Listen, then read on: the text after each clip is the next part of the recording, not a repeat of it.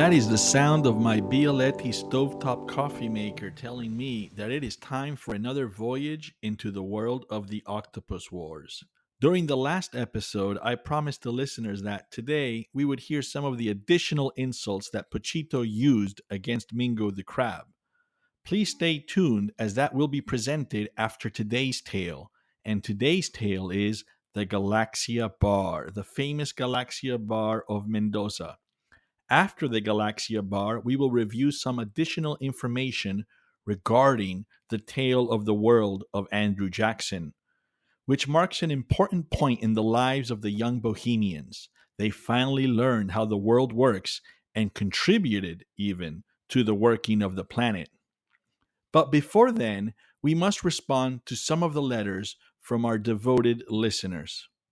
In this podcast, one might hear terms that are unknown, from a different time, from a different place. Many of these terms are influenced by the Italian language. Italian ancestry is quite common in Argentina. One listener of the podcast, Michael Abrams from Hutchinson, Kansas, asks, if there were so many Italians in Argentina, why didn't Italian become one of the official languages of the country?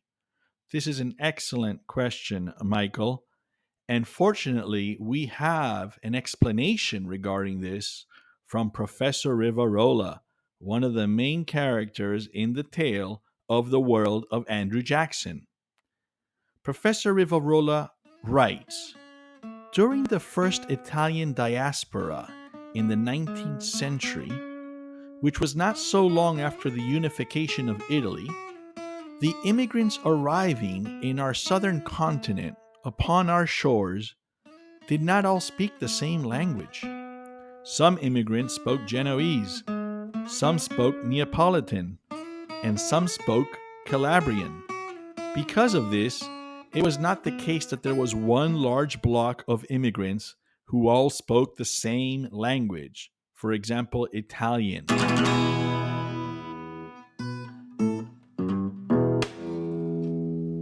Well, I would like to thank Professor Rivarola for this explanation. Now, listeners say there are a lot of terms that come from Italian that we do not understand. And so here we have the definitions of some of these terms. And fortunately for us, they are provided by the historical figures who use these terms in our stories. Our first definition is for the very common word favorcito, favorcito, which literally means little favor. Catface Laguna explains, the ito at the end of the word is what the grammar teacher calls the diminutive. Literally, the word means little favor. But beware, my friends, when someone asks you for a favorcito, it is usually a big request. Hearing the word favorcito makes my neck sweat. The irony is that when someone asks you for a small favor, they will say, would you do me a big favor?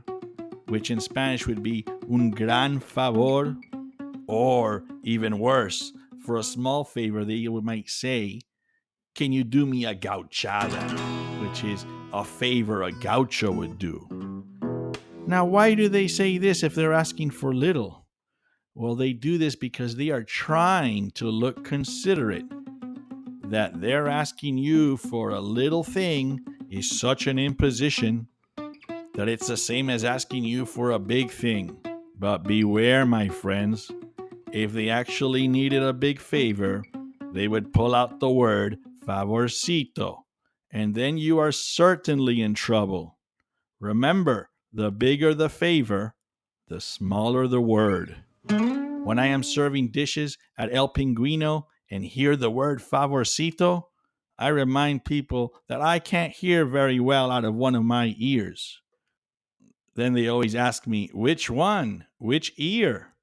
And I tell them, whichever ear is going to hear about your little favorcito.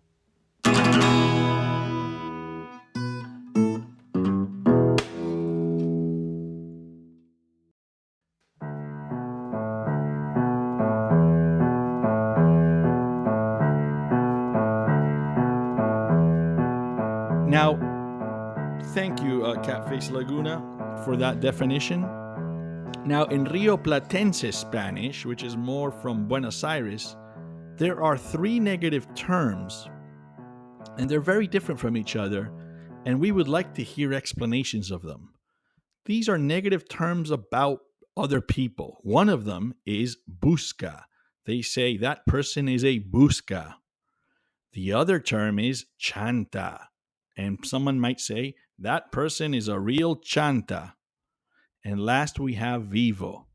Fortunately, we have Don Fanucci from the Galaxia Bar, who will be important in today's tale, provide the three definitions for the three terms. So let's start with Busca. Don Fanucci states Busca, someone who is always scheming. It derives from buscar, which means to seek. Buscar means to seek. The busca is always fidgeting, glancing from side to side like a soccer player wanting the ball. The busca is always looking for a handout, an opportunity, or a favorcito. People say, stay away from that one. He is a busca. Chanta. Don Fanucci states Chanta is someone who cleverly finds a way to get out of work. These people always find a way to get out of work. People say, this Chanta was supposed to paint the whole bar, but he painted only the smallest wall of the bar. What a Chanta! At the Galaxia Bar, we would never ever hire someone described as a Chanta. The negative consequences of being seen as a chanta are so great that people use the term only cautiously and conservatively. The other day, I called my friend and asked, Hey, Humberto wants to come work here. Should I hire him? My friend said, Es un chanta, which means he's a chanta. Now, this is a very strong thing to say. So I asked my friend, Are you sure? You know what you're saying, right? My friend said, Oh, yeah, that guy is a real chanta, which of course was the end of the conversation. There was nothing more to ask.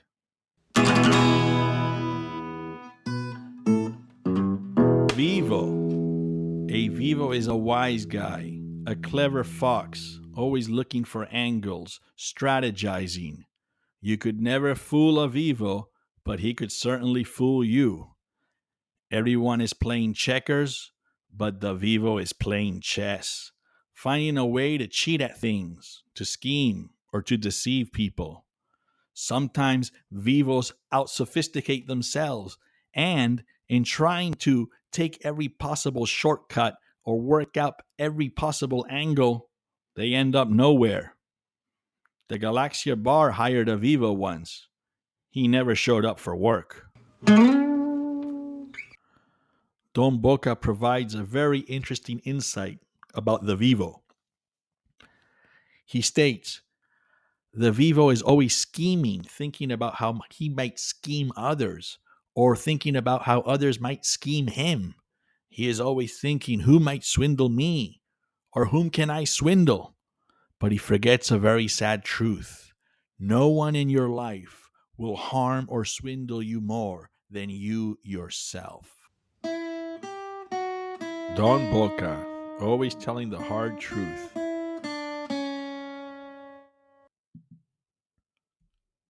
Next, we have the definition of the word campeón, a term that we heard at the end of the tale of the world of Andrew Jackson.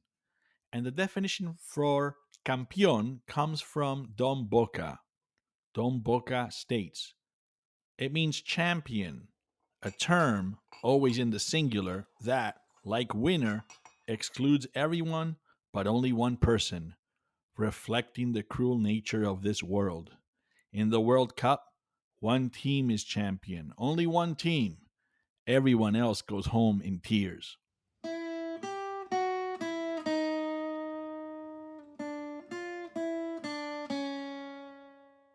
Next, we have the definition gordo, and Catface Laguna states gordo is anyone who is not referred to as flaco.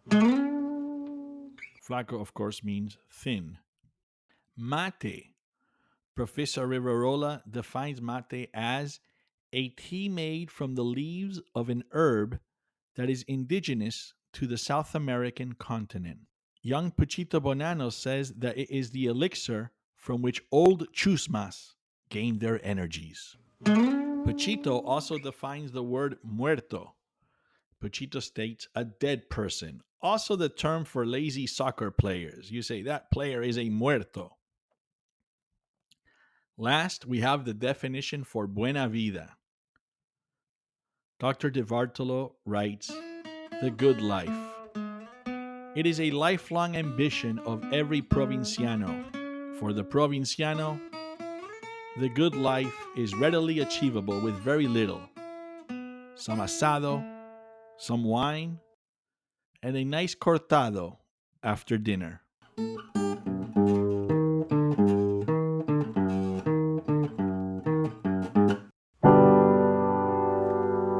Another tale from the world of the Octopus Wars. The Galaxia Bar.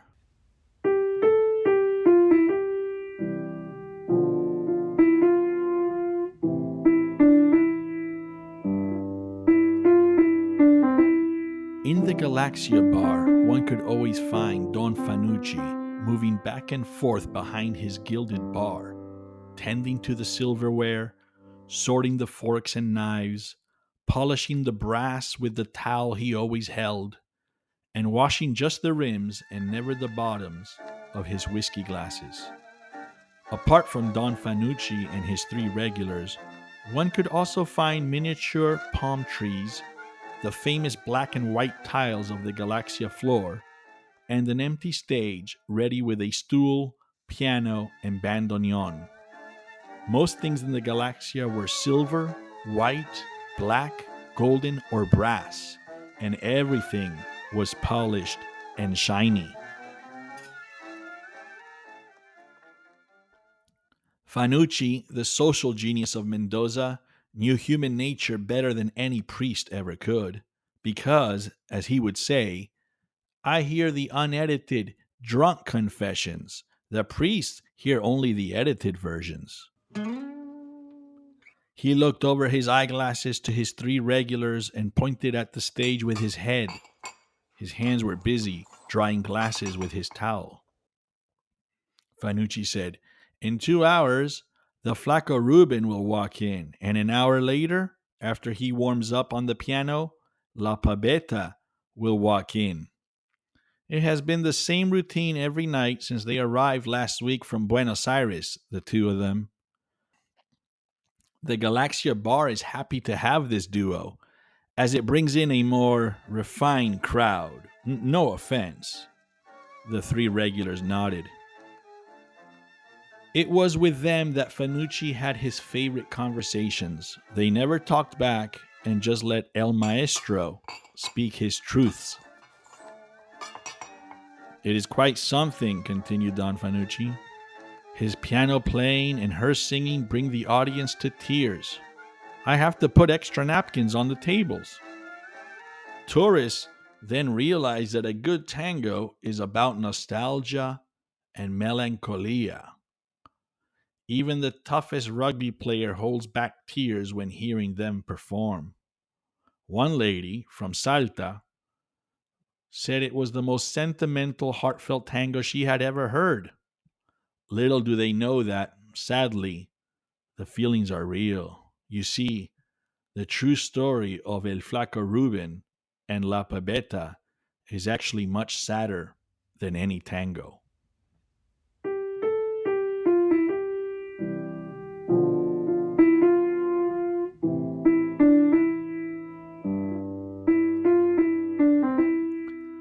For this story, you gentlemen will need another drink.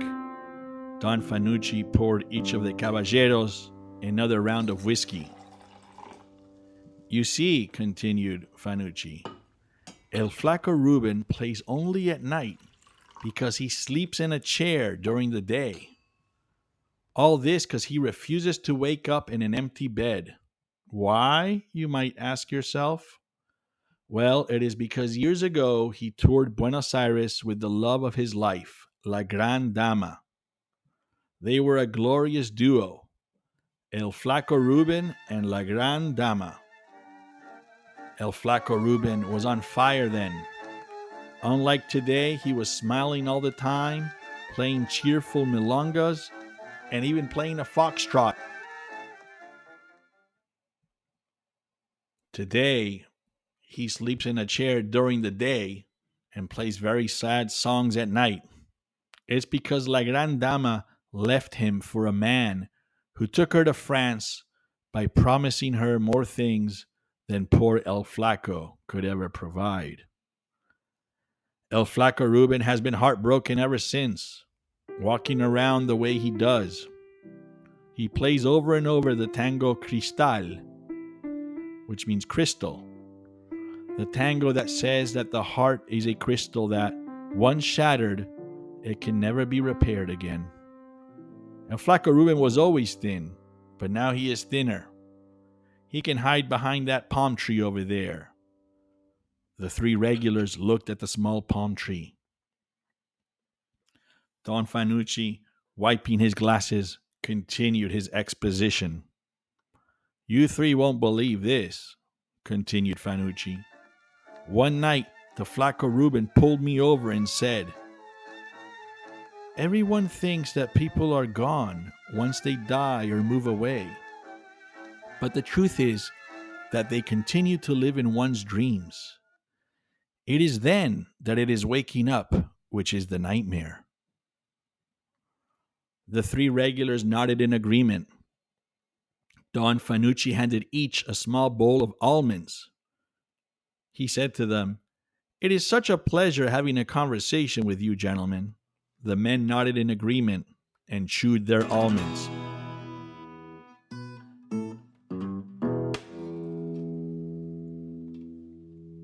And the story of La Pebeta is even sadder, continued Don Fanucci.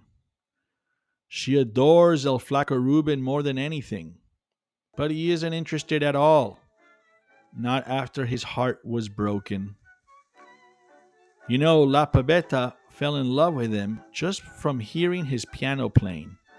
This was before El Flaco Ruben met La Gran Dama. She said to me one day, my biggest regret, and I only have one, is that I did not save him from the one who broke his crystal heart. I should have been his first love, but I wasn't. So today, La Pebeta follows El Flaco Ruben around the country for years and years, singing tangos, lamenting, together they do, across the country. A tango here, a tango there, a tango late at night over there. Everyone knows El Flaco Ruben and La Pebeta. Come one, come all, come dance, come sing, come leave with tears in your eyes. Don Fanucci then served each of his three regulars a small glass of tonic water. He turned to the three regulars and said, while I was cleaning up and El Flaco Ruben was tuning his piano the other night, La Pebeta was sitting right where you are, right on that stool, finishing a long, dark glass of Malbec. Without looking at me, she said, he is incomplete, and I am incomplete, and that is the way that it will be. I didn't know what to say. What can a man say to such words? The three regulars nodded in agreement. All I could do is pour her un cacho más of wine. I put down my towel and asked, hey, Pebeta, what if all this could be changed somehow, and you two could fix this and live? As one, she interrupted me. She turned to look at El Flaco and said, Don Fanucci, then there would be no tango.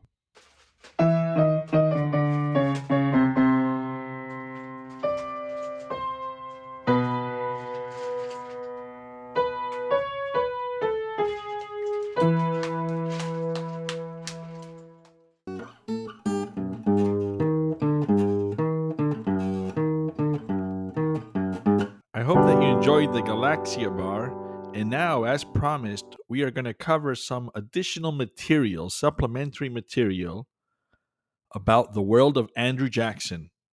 Here are some of Puchito's custom made insults for Mingu, the crab. Because of your mustache, no one would ever eat you because nobody wants hair in their food. Crabs are so dumb they can walk only sideways. Scientifically, crabs are considered a kind of bug. I'd shake your hand, but you only have a claw. A foreigner once left Don Pellegrino a cooked crab as a gift.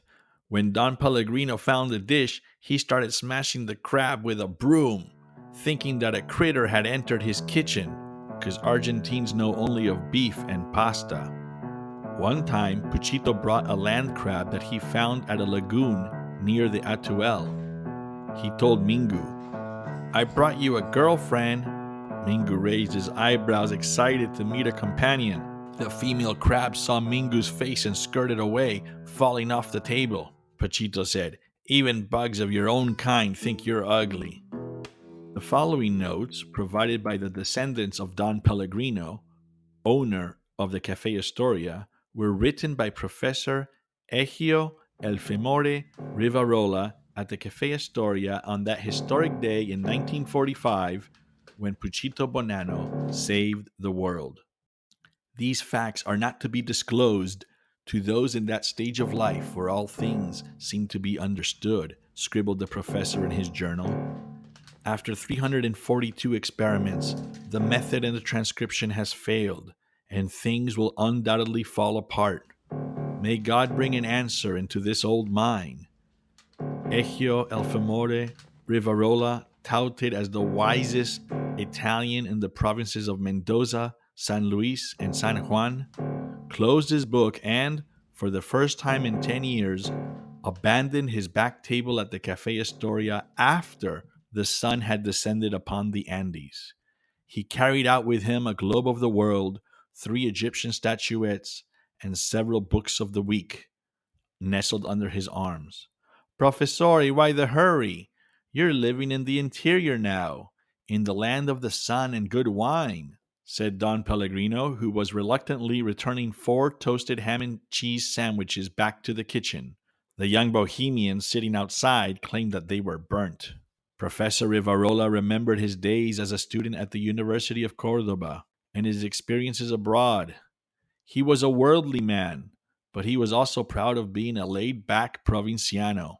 Normally, his bald head and bald globe could be seen bopping up and down through the quiet streets of Mendoza, with that softened joy gained from a life of routine. But today was not one of those days. "No hurry at all, for place does not really matter. It is just that I have failed to find the solution, and it's already the 3rd of August, 1945. "Right," retorted an indifferent Pellegrino, who was too busy keeping the bohemians at bay. "But make sure the cheese is melted," someone yelled from the front of the cafe. "Of course," the professor concluded aloud, dropping his globe of the world on the wooden floor of the Astoria. "How could I have forgotten the young bohemians and the infamous Puchito Bonanno?" With all of his articles, he ran to the outside table of the Astoria, right into Bohemian territory. And there they were as always, Crazy Cole, Puchito, Aledro, and Fat Grano, dressed in black and waiting for perfect sandwiches.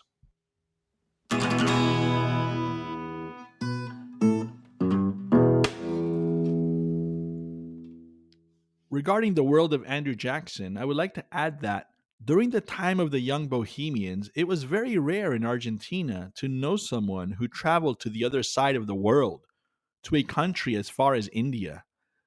Even in Buenos Aires, this would be rare. One can imagine how the Bohemians were enthralled about this story from Professor Rivarola, a story about a distant land, and which, as an icing on the cake, a story that explained how the world actually operates.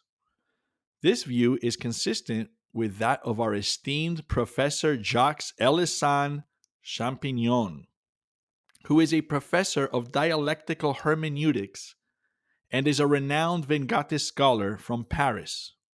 So he's a professor of dialectical hermeneutics. In 1959, the professor wrote that, again, these historical tales contain more truths than are contained in reality. The world of Andrew Jackson marks an important turning point for the young Bohemians. Professor Jacques Elissan Champignon continues, for the first time, the young Bohemians saw the role of Mr. Andrew Jackson hiding in Kolkata and saw his role in managing the world.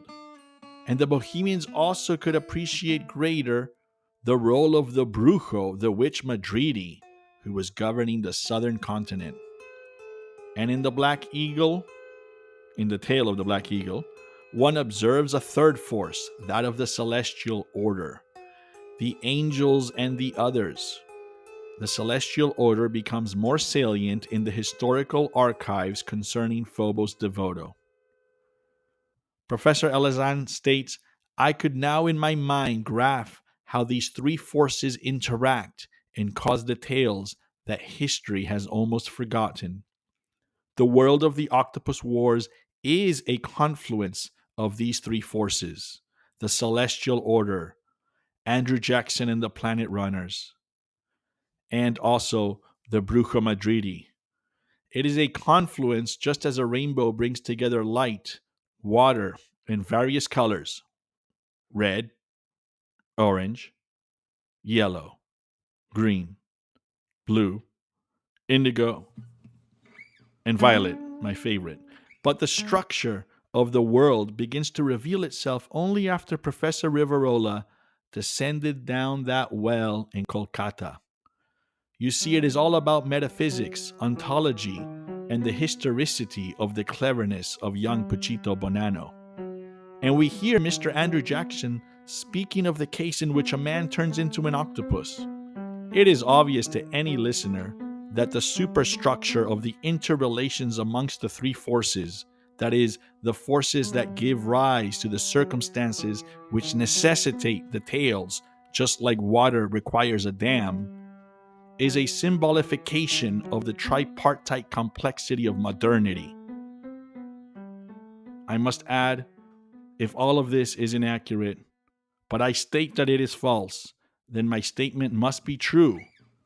Signed, Professor Jacques Elissan Champignon, Paris, 1959. Well, I would like to thank Professor Champignon for what always is a very deep and complex analysis of the events occurring in the world of the Octopus Wars. I will have to think more about this, and it is true that if a statement is false and is said to be false, then it becomes true. But this is quite complex, and I'll have to study further the tripartite control of the stories, and the rainbow analogy, um, and the colors of the rainbow. But thank you very much, and I agree that it is a turning point for the young Bohemians.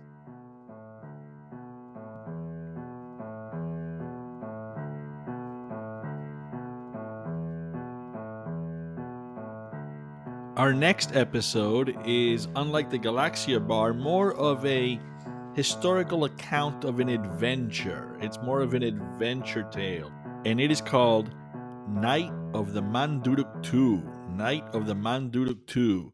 And it features and stars our favorite Catface Laguna along with some young Bohemians. So please tune in for that one, Night of the Manduruk 2, which will be produced and released in about 2 weeks. If you're enjoying this podcast and are listening, I encourage you to please provide some feedback, email me, leave some comments, become a follower, subscribe, depending on what platform you are listening to. But any feedback and comments are highly appreciated. I'm curious to hear what all of you think. And I know that we have listeners from all around the world. And I'm excited to hear from every single one of them. Thank you so much for listening to the world of the Octopus Wars.